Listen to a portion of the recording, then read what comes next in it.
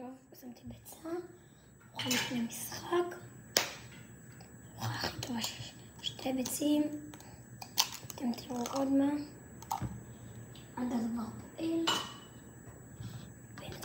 פועל, קצת מלח, מצלמה, מלח,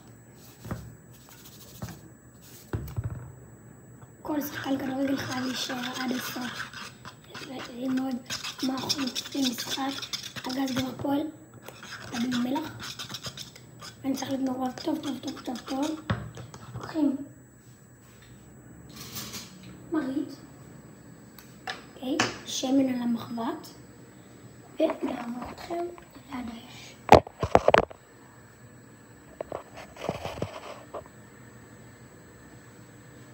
רואים את הכל.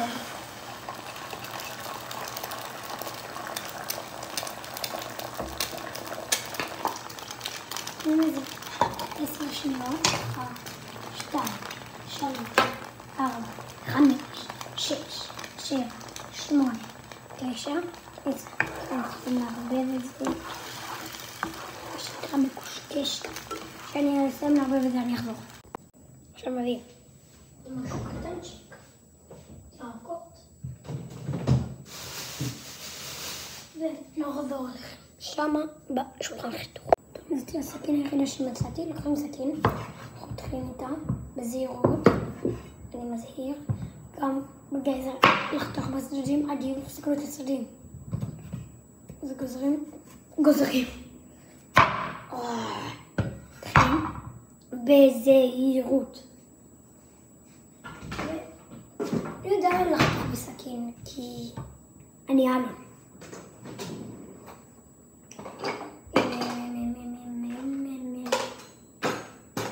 טוב, צריך לקלף את הגזר, אתם יודעים, הכל איך שצריך. כל פעם נעשה זה. אני יודע שאתם שומעים אותי. אני אחזור לכם אחרי שהכל יפוחד.